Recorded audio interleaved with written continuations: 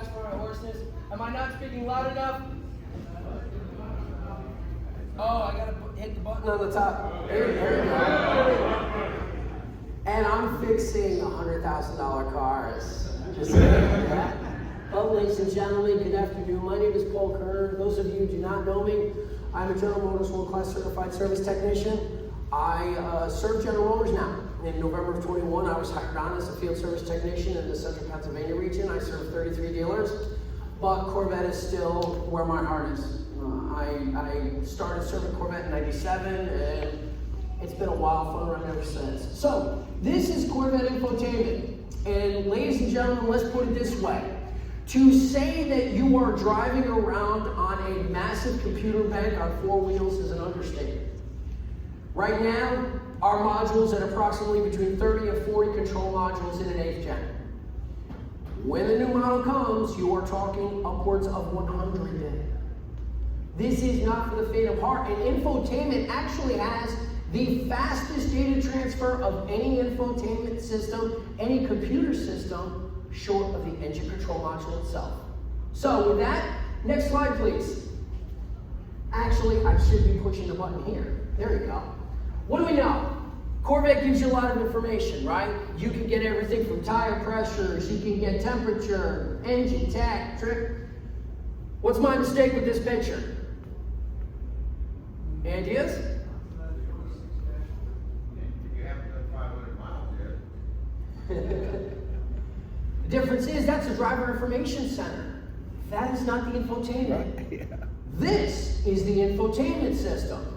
People think because of the display behind your steering wheel, they classify that as infotainment. That is not accurate. That is a separate system with separate data.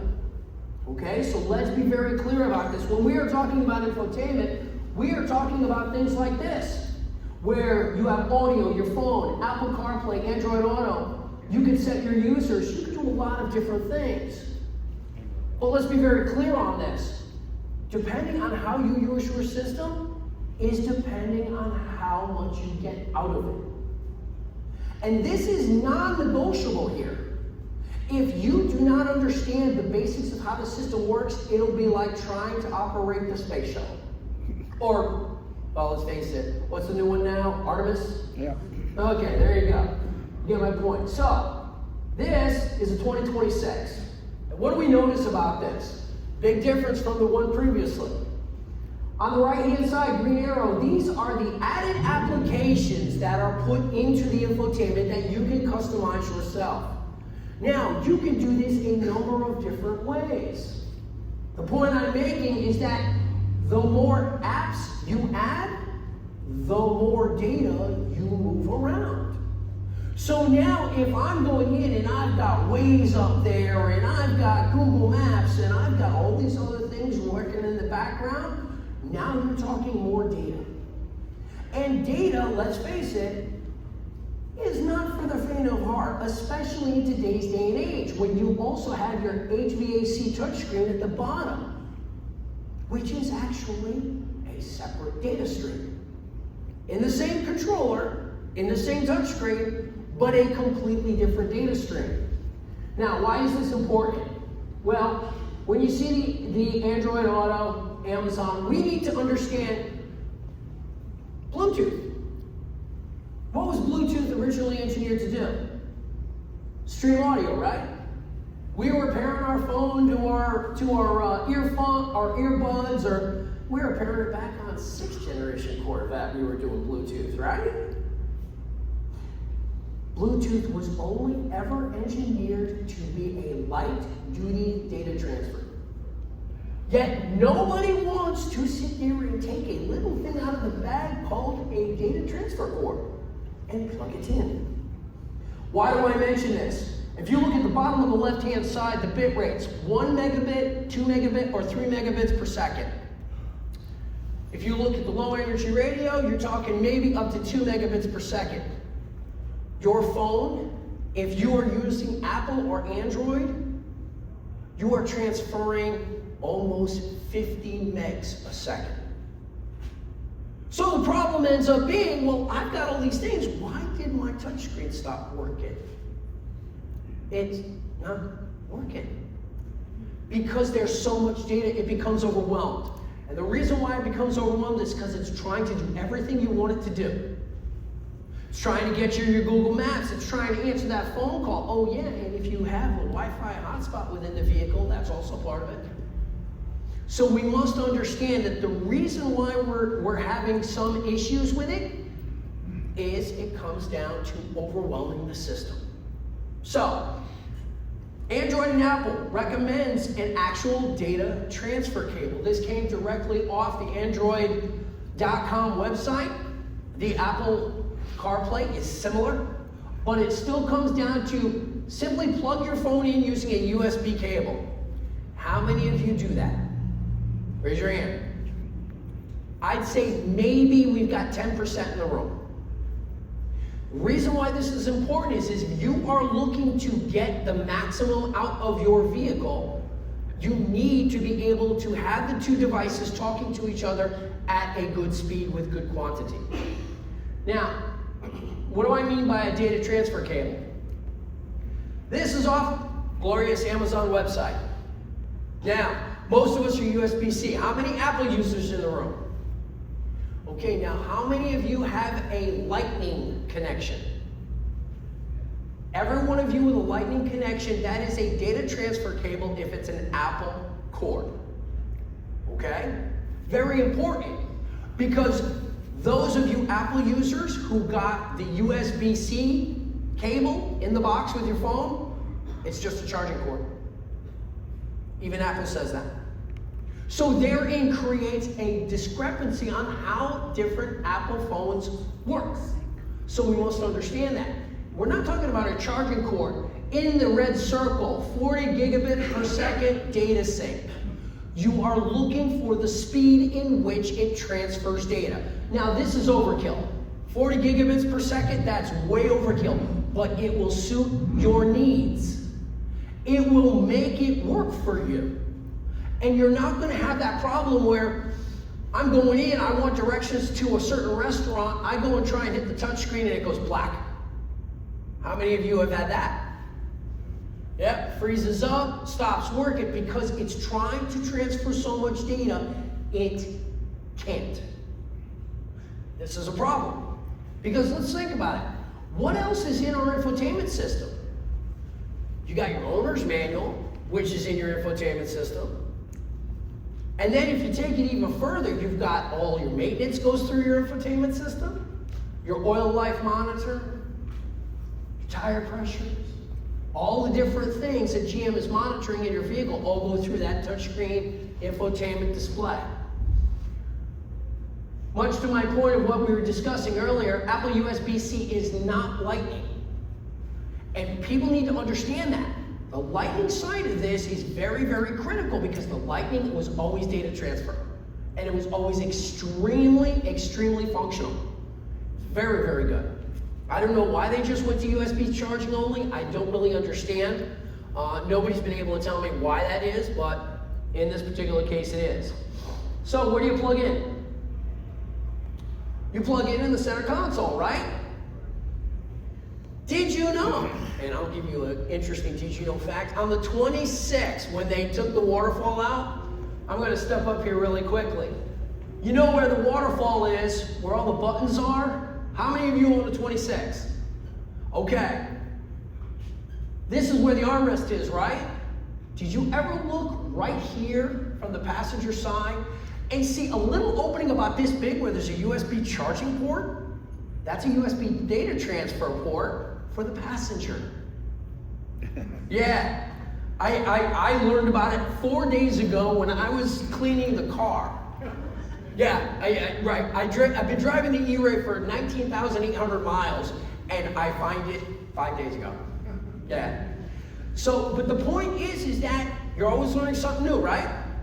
And in this particular case, these details make the difference because you can plug in on the passenger side or in the center console. Now the center console has two ports. It has a USB-A and a USB-C. You can use either one. Let's be very clear on that. You can use either one. They're both data transfer and they both will work very reliably over time. Okay, so with that, anybody have questions to this point? Okay, go ahead, sir. We'll wait for Mariah. Oh yeah, and I'm sorry to say, she will bring a microphone to you, so I don't talk so fast. Go ahead, sir. So, if I heard you right, Yep, you got it. if I heard you right, if I have an Apple, I think it's after 15, which uses a USB-C, that I might as well throw the phone away because I can't connect it to the car. No, because you get a USB-C data transfer cable and you can plug into the bottom of the phone and then plug into the car. That's where it gets confusing, and that's the reason, that was the impetus behind this whole thing. Is I have many consumers like yourself who say the same thing. Wait a minute, I can't use my iPhone 15, 16, 17? No, you can, but you just need to make the investment in a cable, in a data transfer cable. Which is not what they gave me. Which is not what they gave you. That's correct. Because look, let's face it, when we're talking about, let's just say, how many of you use Waze in the room? You know that's over 5 gigabits? Yeah, that's a lot of data, especially warning you of all the cops that are out there trying to give you a ticket. Okay, Mariah, we've got one right back there in the center, please. But I stress to you, every app that you have on the infotainment system, how many have uploaded your own apps?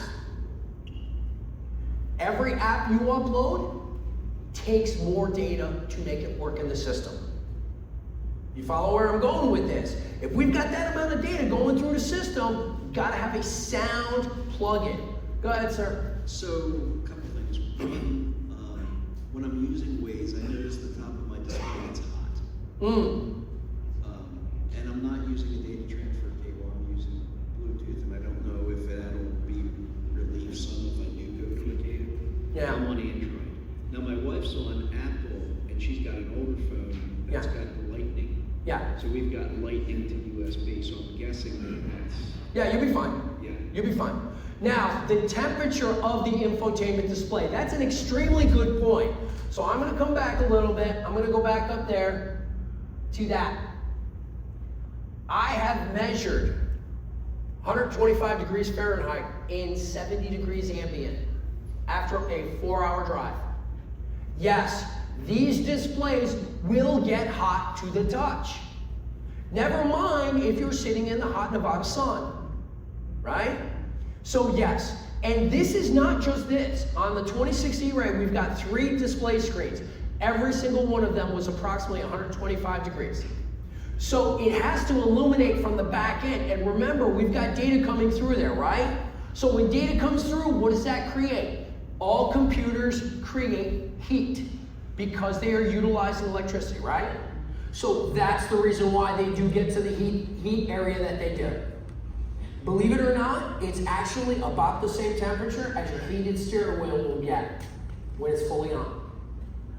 Ironically enough, it'll feel hotter, but just remember, it's just leather versus a hard glass surface. Okay, you got a follow-up?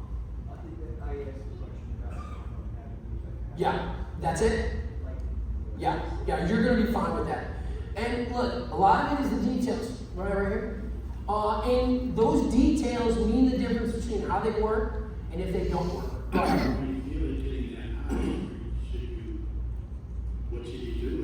You don't do anything. It will not break anything. It is engineered. They know it's going to get that hot. And this is also a constant question that we've had.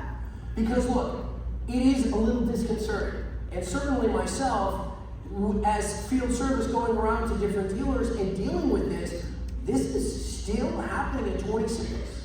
We still have customers that say, look, I drove for an hour and it's difficult to the touch. Now, if that is an issue, I usually do 2 things. Number 1, obviously, I'm going to want to be careful. But number 2, I'll put the air conditioning on defrost a little bit and let the cool air come over the top of the display. And usually that helps the conditions on. And it's just a new thing that I do, but I mean, I can understand. But it is completely understood in the heat, and General Motors knows it is, and that's not going to create a reliability concern. It's like any TV screen. You got that one there, you got this one here. Same true for the older generation? Oh yeah. Try and talk to a gentleman about a 6-gen navigation system. That Nippon CP got real hot, so hot it had to have a small fan in the back of it to cool it down because it was getting so hot. Around 140-ish degrees Fahrenheit. Yeah, it was very scary. So you're absolutely true. In 7-gen, specifically 7-gen early production 14-15, they got hacked to the point where they had to re-engineer the screen and they had to do some things to get it up to, and then all of a sudden, when 15 hit, the problem was gone. Yeah. So, once again, you are displaying electrical energy to your eyes. So you're gonna get heat. It is just what it is, okay? So, any other questions to this point in time? No? Wow, you guys are an easy crowd today. Wow. Okay, go ahead, miss. And the same goes for an Android Auto? Oh, yes. The same cable? Yes, you must have a data transfer cable. I prefer the Silkline, like I was saying. I prefer this one because I've used them for years and I have never had a problem. You can get cables like this with a 90-degree bend, especially if you want to put it in your center console, drop the lid down. You can easily do that. On the 26, we know we have wireless charging. You could just run it right up, put it in the remote wireless charging, and you still have the data transfer feed. So this is my personal preference. General Motors does not endorse any particular type of data transfer cable. They just don't. But they tell you, along with Android and Apple, they tell you that you need one. It is something that is required, especially when you're like myself and you got like 5 apps running in your phone at the same time and you're trying to get the Android Auto to display it. It is a little bit difficult. So that's the reason why a little insurance goes a long way. Okay? Miss, right over there. Now, while we're getting over there, we're going to talk about Wi-Fi. And we're going to talk about how your home Wi-Fi can save you money in your Corvette ownership. Go ahead, miss. I'm just wondering if the cable looks the same as the charging cable. How do you know? Yeah, sometimes. And this is one of the reasons I can't walk around. See, right here on the tip of the actual charging receptacle, 40 gigabits per second. Now, 240 watt, that is only your charging speed. That's all that is. Here, 40 gigabits per second. That's what I'm looking for. I am looking for a Gbps rating. That's what I want to see. If I don't see that, I can't be assured that it's a data transfer cable. You follow me? That's the reason why. Okay? So, okay, let's talk about Wi-Fi now. Everybody's got Wi-Fi in their homes, right? So now here's a question for you in the room. How many of you utilize your OnStar data package? Basically 5 people. Okay, this is excellent because I want to talk to you about how do you get updates? We all know that our cell phones are constantly updating, right? We get cell phone updates all the time, monthly, sometimes weekly, right? And now you got, you just did this. And then you throw it off to the side for a half hour while it goes and does its update. How many of you have set up your home Wi-Fi on your car? 1, 2, 3, 4, 5, 6. Okay, we got maybe 10. You should be doing that with every Corvette that has Wi-Fi capable devices. Every single one. Why are we doing this? Because now we can go in, get our apps updated, and check your entire vehicle for updates. There is a function in your settings tab, and I'm going to go back to the original slide I had. Okay, that's not that one, right there. Okay, settings is the second one from the left on the bottom. You all want to go there. Then you are going to go from the settings tab to connections, which will be the next one. You click on that, it's going to show you all Wi-Fi available within range of your Corvette. And I like to do it with the engine running, leave the garage door open and go to town. But you can do it ignition off. I just prefer not to do it that way. Then what you do is you pair your phone, your Corvette, to your home Wi-Fi. Then you're going to back out of settings and you're going to scroll all the way down to the bottom. You're going to scroll all the way down to the bottom until it says updates. I know, real difficult, right? But you click the updates, and because you're paired to your home Wi-Fi, you click check for updates, it checks through your Wi-Fi. So now you don't need OnStar data to get updates for your infotainment system. The reason why I tell you this is the following. I will be the first to tell you that with the amount of updates that are coming from Apple, Android, now we got Motorola coming back into the mix. They're using an Android update, they're using Android software, but they have their own updates. And I guess BlackBerry, I think, is coming back into the mix or something. Yeah, it's really weird. But the point being is that when you have this level of this company's doing this, and this company's doing that, and this company's doing that, General Motors can't keep up. Let's face it. We have 4 makes, we have massive numbers of vehicles, and each infotainment system will operate differently on the car that it's in, right?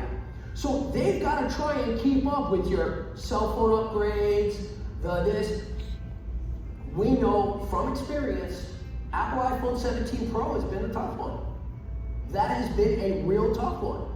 Samsung S25, been a tough one. Get a few glitches going in. That's the reason why you as consumers and Corvette owners need to be able to update your vehicle as quickly as you can. Now, what I usually tell my customers, check it at least once a month. It will help you. Go ahead, gentlemen in the back over there, Ryan.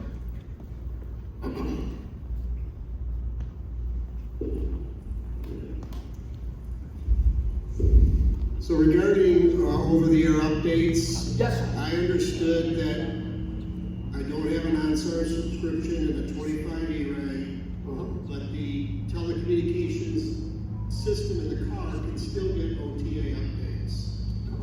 Not connected to my home Wi-Fi. Yes. If the update is deemed a critical software update, General Motors will push the update through to you. They will. Now remember, another thing, if people do not want to go and do that, another thing is if you are under bumper-to-bumper warranty, and this is critical, once you're on a bumper-to-bumper warranty, you would have to pay for software updates. Because it's time for the technician. General Motors will pay the dealership to get these updates done under bumper-to-bumper warranty only. Okay? So if you're going in for an oil change, hey listen, I would like you to check for updates. I got something weird going on with my infotainment. I just want to see if there's anything coming up. Make absolutely certain if you have an issue with your infotainment, you give your servicing dealer the make and model of your cell phone with the software. Make sure you at least give them the make and model, because that's going to help them get you on the right path with the repaired vehicle. It's absolutely critical.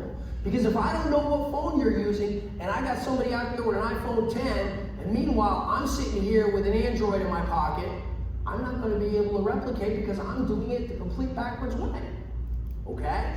So please communicate with the people. And if you get short, here's the thing. I tell my customers all the time, you got your cell phone, you got a glitch. Pull over the side of the road, take a picture. Get a picture of whatever's going on. Whatever warning you see, whatever happens. Show them what they need to know to help you assist in your vehicle getting repaired. Okay, what else do we have? Go ahead, sir. Please wait for Mariah. You were talking about using your own Wi-Fi system in Yes. your house versus, like I've got OnStar, so I've got Wi-Fi through that. Is that going to be quicker through the home than it is through the normal Wi-Fi that I... Remember that the Wi-Fi in your OnStar is still run through the cellular network, and most of the time it's 5G, right? It's going to be apples to apples. I mean, I really don't see any benefit either way to really stand out, but a lot of people don't do the OnStar data package. So that's the reason why I bring that to the front. Okay? All right, of course. In the back there? So this is probably kind of in a weeds I have 3 networks.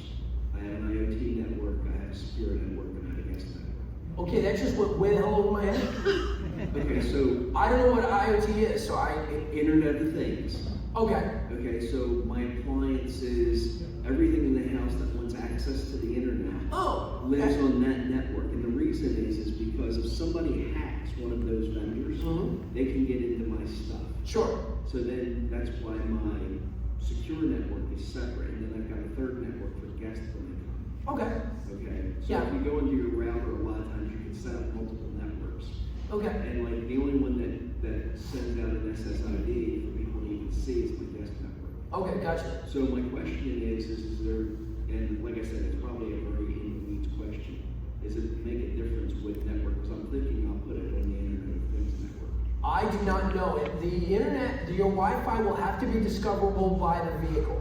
Correct. And the vehicle will see, if the vehicle doesn't see it, I don't know how you would go about making it visible. I just don't know. You should be able to tell it what the SSID is, and then it can go log into it. Now, I mean, all kidding aside, you're over my head. I don't know that aspect of internet protocol, so I can't even effectively answer that question.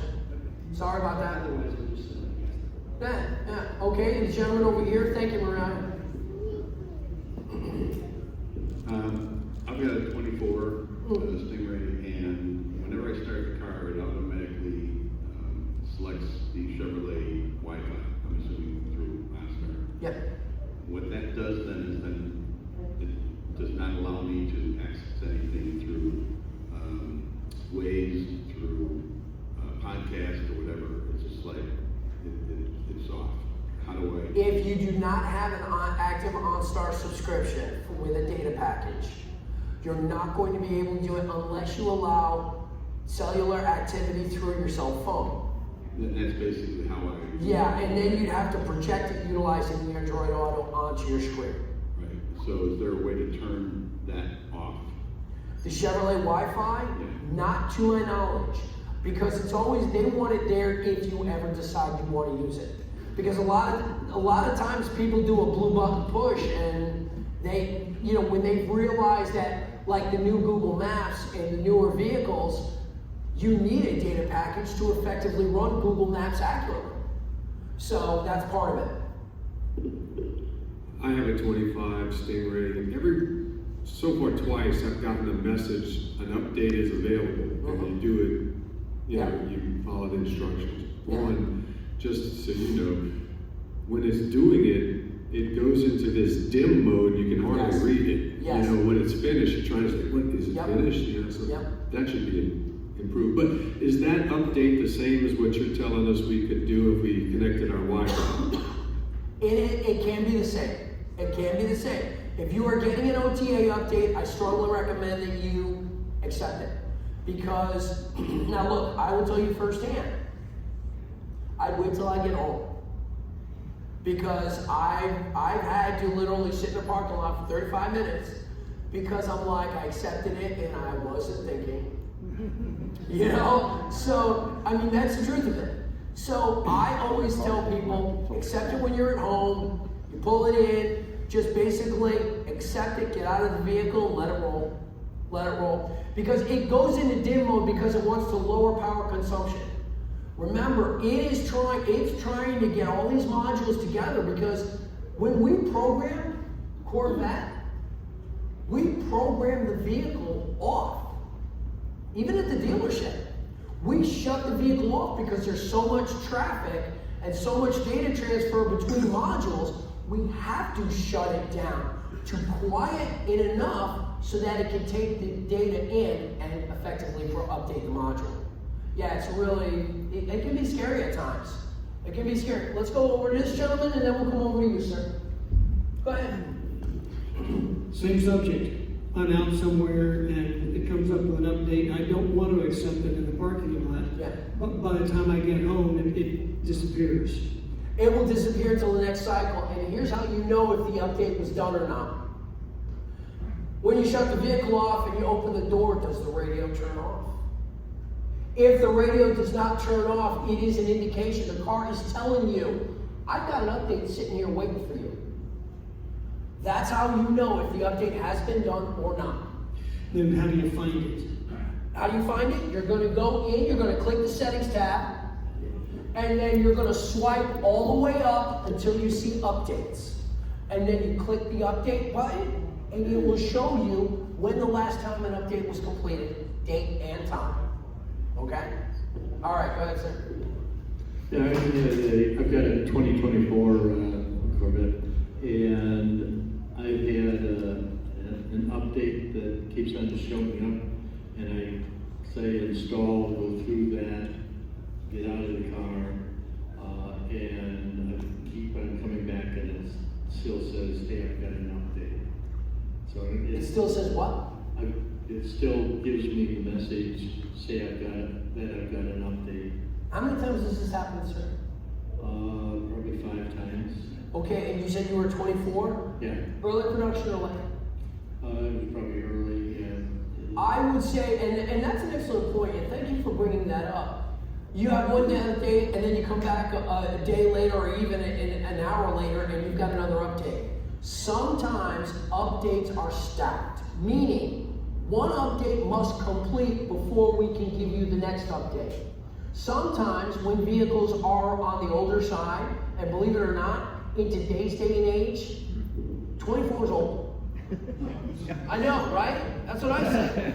I'm 57 and I'm not that old. So I would tell you, yeah, it is definitely possible, because we have seen, especially with the 3LT version, 3LTs, you can see one after the other, but once it's done, probably won't see a warning for a while. Yeah. Well, you could always do that, considering you're probably still under bumper to bumper if you haven't hit 36,000 miles. And they can do that for you and be paid by General Motors to do so. Okay, so not a problem. All right, so what else do we have here? And what have we learned? We basically learned that we have a lot of computers in these vehicles, and it is going to get more in-depth as time goes on. This is another reason why, believe it or not, we don't plug anything into the diagnostic link connector. We don't do any of this aftermarket, AFM, disable stuff, because that actually stops internal communication with certain modules inside the vehicle. It's all part of that. So with that in mind, what else do we have for questions? I really didn't, okay, we got gentlemen all the way in the back. One sec, wait for Mariah, and then we'll come up to you, sir.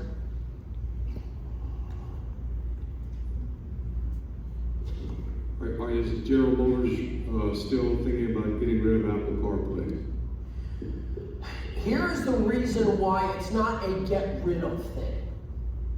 What we have found and what we have been told as field service technicians is that things are changing so rapidly that keeping up with Apple, and it's not just Apple, they're talking the same thing with Android too. They're finding that keeping up with all the individual makes and models of cell phone is just massively problematic. And they're right now working with Apple and Android to try and find a solution. It's still in flux though. This is not something that is static. It's constantly dynamically changing. And I don't know where it's going. And I don't really honestly think anybody does. But what do we know about today's automotive consumer? For someone like myself, this kind of infotainment can be a little intimidating at times. It can be. It scares the daylights out of me. But yet you get a 16-year-old kid sitting there over on the passenger, hey Dad, check this out. Where'd you learn this? But it is more easier for the younger generation to easily file through that. Not so much for people like you and I. So I don't know where it's going from here. And I can tell you the new model is going to have a lot of different features based on your feedback as vehicle owners. You know, when you're out here, you're talking to the engineers, they listen and they pay attention to you. Go ahead, sir. I think you answered this earlier, but in a situation where you want to wait until you get home, it's going to take a half an hour. Yep. Are you saying get in the garage, you can door open and let the car run for a half an hour? No, not in that case. When you're going into the garage and you want to check for updates, I usually leave the garage door open, I'll leave it run, and I'll check. But then once the update, I accept it, Then I shut the vehicle, get out of the car, and go inside. So it's two different ways. No, and that's another thing. General Motors will not authorize the update if your battery state of charge is below 70%. That's another benefit to how General Motors is implementing the over-the-air updates. They will not allow the update to occur if you're below 65% state of charge on your battery. Yeah, they won't allow it. So that's another part to that. Okay, go ahead, sir. So it was interesting because all the way down here I've been bugged by an update, and I finally accepted it as I walked into the museum this morning. Yeah. I figured I was going to be sitting there for long. Sure. So hopefully it's okay when I go out. Oh yeah. Well, if not, I'm right there in the blue tent. So if you need anything, you just come over and get it. All right. My real question was, General Motors is clearly trying to take more control over, because of all the reasons you just stated, of the system, and so they've elected to introduce something called Android Automotive, which is not the same thing as Android Auto. And they did that on the 25, which is what I have. I had a 25E3. So it has the built-in Google Maps as part of the system.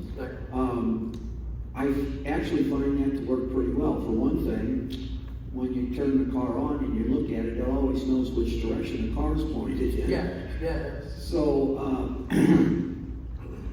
I'm wondering, the purpose of this question, I'm wondering is how that plays with my phone, because I have never plugged the phone into the car. I just let it Bluetooth and I think the most I'm using it for is just calls and that sort of thing. Well, that's the important point, though, right, ladies and gentlemen? Bluetooth was originally just an audio wireless connection.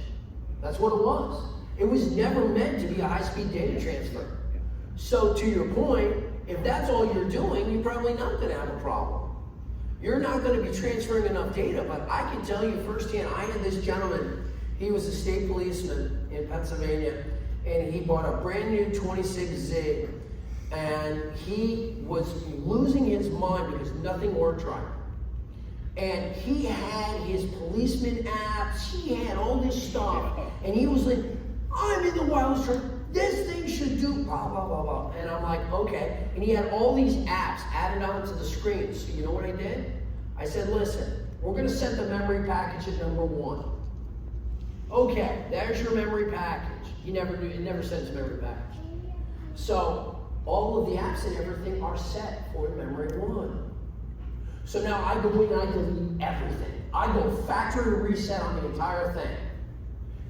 Now all of a sudden, because there's not all these apps in the infotainment system, everything works accurately.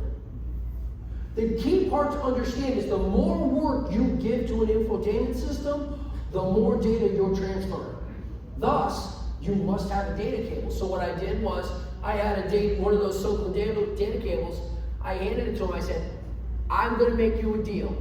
You use this for 7 days in your memory package, and you tell me, 7 days went by, he didn't have one glitch. All because of that simple little detail. So I would tell you, I don't know where it's going.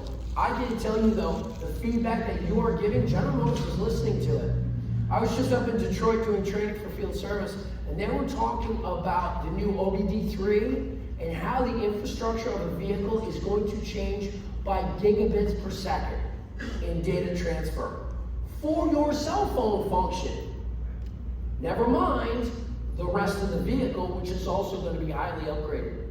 So there's going to be a lot of stuff coming that, look, let's face it, if we don't keep up to date now with what we have now, next gen's going to be crazy. Great, but crazy. Okay, right there? All right, thank you. Thank you. Paul, if you're having trouble with your updates and you go to the dealer, yes, is that covered by the extended GM warranty? I don't believe so. Each extended warranty contract is different in their writing and how they do things. So it's a slippery slope. I don't know. each individual contract, so I can't speak to that. That's why I always encourage my vehicle owners, whether it's Corvette or it's Trax or anything else, check periodically. If you're going there for an oil change, or you're going there for something else you got going on with your vehicle, have them check it at the same time. Save yourself a lot of headache. Go ahead, Maria, thank you.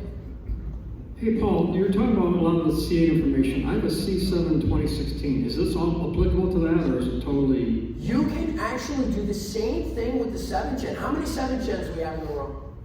Okay. So we go through the updates the exact same way. You go into the settings tab. You scroll all the way up to the bottom. You're sliding up, but you're getting to the bottom of the list. Don't ask me. But you get to the bottom, it says updates right there. You do it exactly the same way. And the best part about it is 7th gen was also 5G capable. So you're still gonna get fast data transfer. So I would say yes. And 7th gen owners though, it's a little bit of a slippery slope, right? Because the navigation is not Google based. So it works differently. So you don't need data transfer if you've got nav on that one, but you would need data transfer if you were using Android Auto, right? So 2 different sides to this, correct? So this is where those of you who have the 3LT 7th gen, oh, I'm climbing all over that because it is more user-friendly in my opinion because I'm not using a data stream. But once again, you go in there, you do that, the navigation updates are a problem. That's the downside to it because General Motors, through gmnavdis.com, no longer has any updated maps. That's the downside. So, you know what I mean? The positive and the negative kind of thing. So, all right, what else do we have? You got about 16 minutes left. Oh, gentleman in the back there?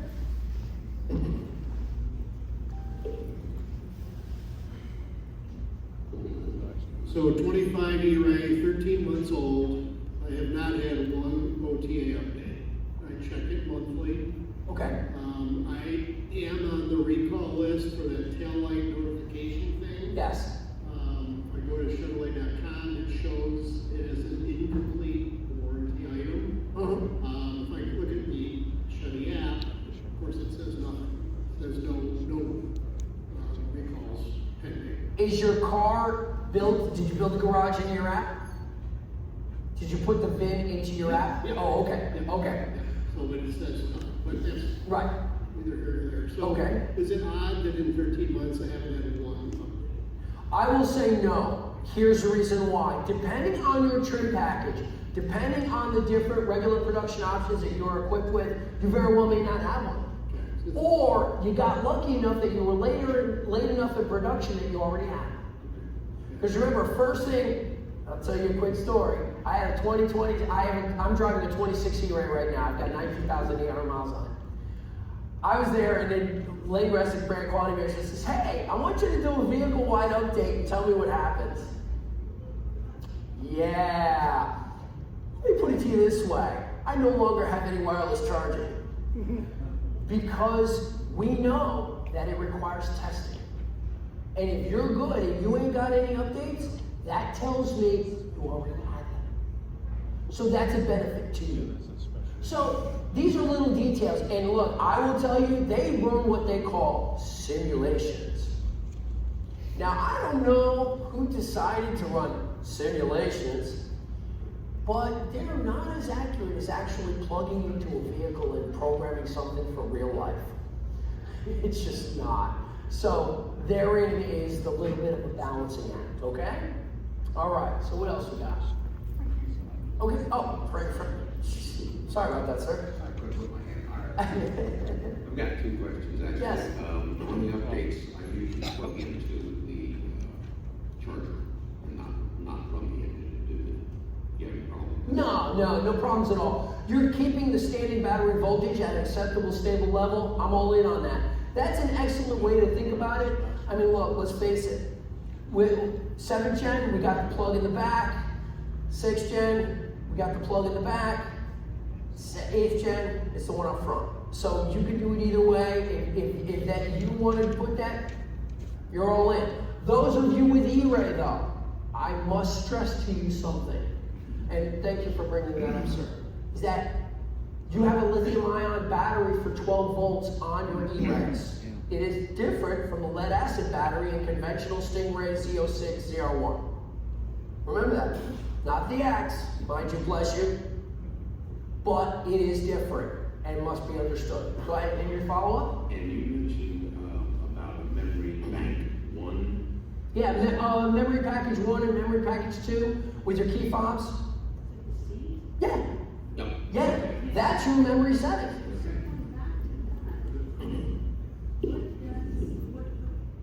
What does the memory package cover? Yes, what does it include? It can include HVAC settings, it can include your radio settings, it can include the apps on your infotainment. You got a lot that's tied into that memory package. And this is when I have fun with this a lot too, because I'll sit there and when I'm testing a system, I'll turn the heated seats on high and then hit the memory button. Guess what happens? Yeah, so we all know that memory package comes in and it entails a lot. Depending on your RPOs, your regular production options, and the year of manufacture, you could have different aspects tied into your memory package. Here's what I recommend you to do. Always look at your vehicle personalization in your owner's manual. That will tell you a lot as to what is involved in your memory package for your particular vehicle. Because it'll break it down, you know, whether you got the comfort and convenience and you got the heated steering wheel and all of these other factors. So, vehicle personalization within the infotainment system. So you would go into settings and then go into personalization, whether it's comfort and convenience, or it's remote lock and unlock, heated and cooled seats, the heated steering wheel, all of those are in there. He's cringing and whatnot. He's like, what did I just buy? So, but you get my point. There's so much to it. You know what I mean?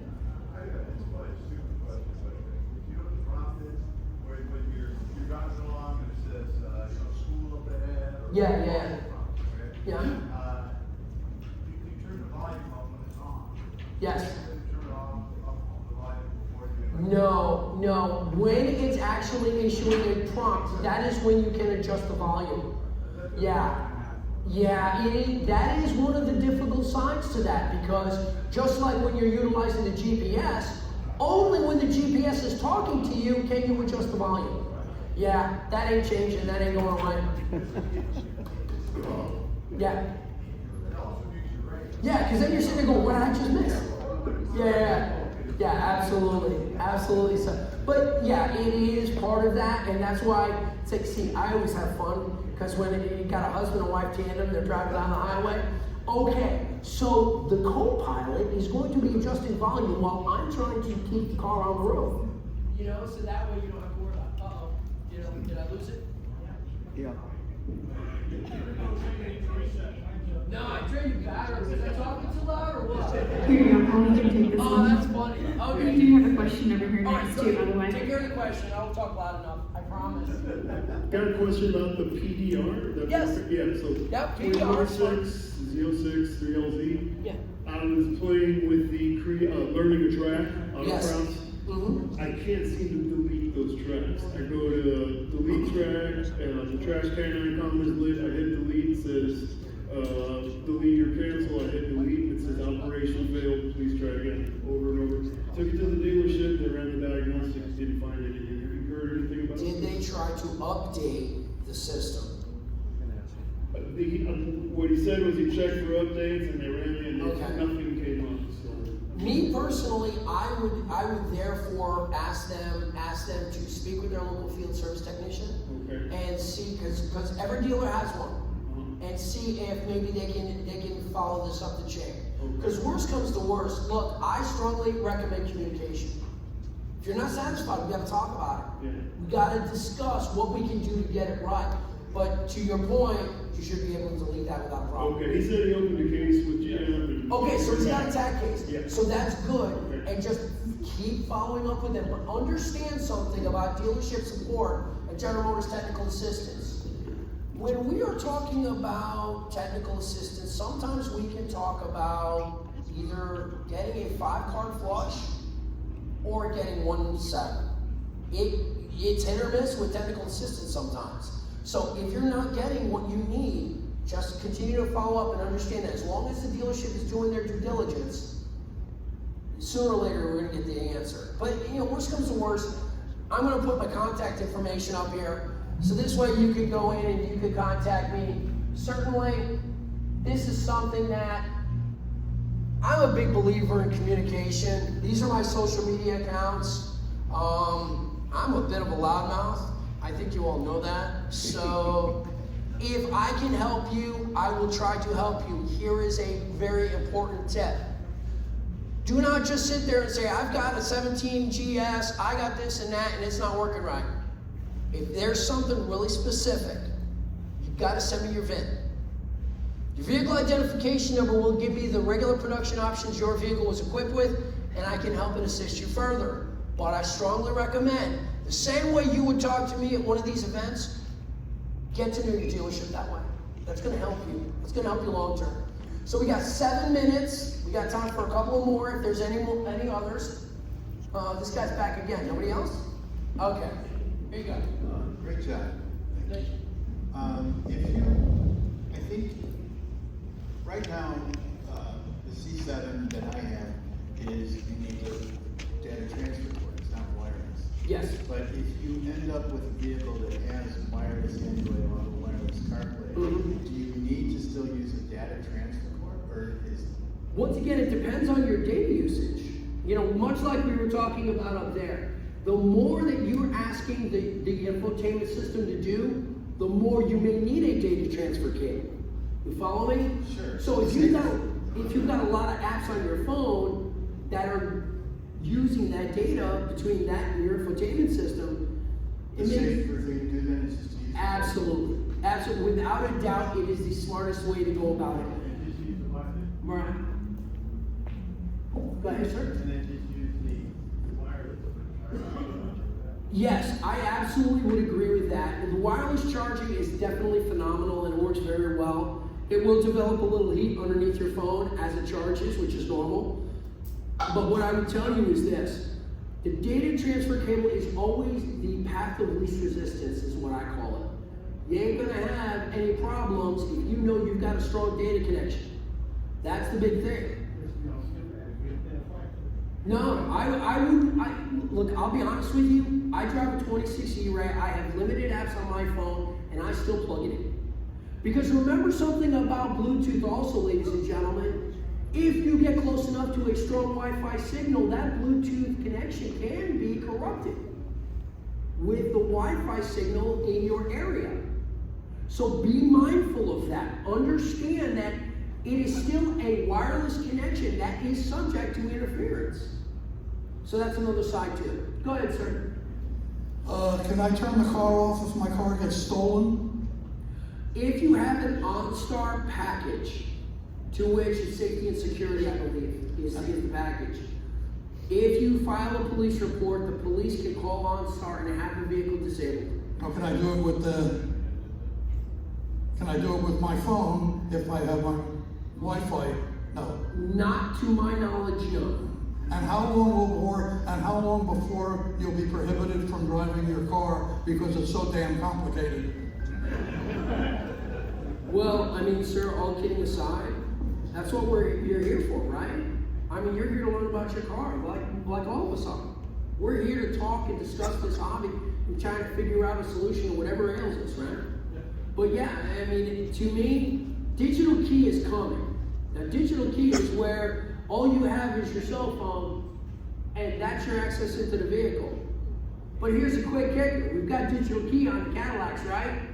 Here's the funny part. If I'm walking toward the vehicle, I better have the phone into my front pocket, because if I have a digital key vehicle and I have the phone in the back pocket, my body blocks the signal to the car. That's right. It's coming, so be aware. Go ahead, sir. I too have a 26 E-Ray. I'm ordering the cable, 1 foot or 1.6 feet. What? You are really not helping me right now. No, I because what I do is I lay the phone down with the 90 degree and I just wrap it right on the top and just lay it right down in it. That's what I do. I can show you later. I've got the car out by detail, so that's certainly not a problem. All right, 3 minutes. We got time for 3 minutes. Anything else? Because they got other stuff going on after we're out of here, so. Where'd Mariah go? Oh, she's like, oh damn, I'm running. Hold on. It's mostly an analog. No, just wait. That gentleman right there. That was funny. I've never seen her run so fast. Thank you so much. Mine is an almost completely analog, non-infotainment question, if I may. That's all right, go ahead. Okay, I've got a 24 E-Ray. Yeah. The front latch has been sending spurious signals that it's unlocked, and of course it limits the car to 26 miles an hour, which running 45 is dangerous. Yeah. They diagnosed it, they're ordering a latch. Front latch, yeah. And it's back ordered. And they said they've changed the part number. Yeah, they're obviously GM found a problem and figured out that there was something going on, but they will spec case it, which will be an escalation, and then they'll get it pushed. It's coming. I have a couple that are also doing that, so yeah, it's coming. Is there any way to check? No, you discuss it with your dealership, because your dealership is your internal go-between between you and General Motors. And my service writer goes in and updates me. Yeah, because they can easily see the spec case status, so there shouldn't be a question. I've had to drive my Equinox over here. Hey, don't bring back an Equinox, man, that ain't nice. I love it, it's a great truck. Yeah, it's all good. It's a 26. Yeah, it's a nice one. It's all good. All right. Thanks, well, Bob. 1 minute left. One more? No? Well, all right, ladies and gentlemen, thank you very much for your time and attention.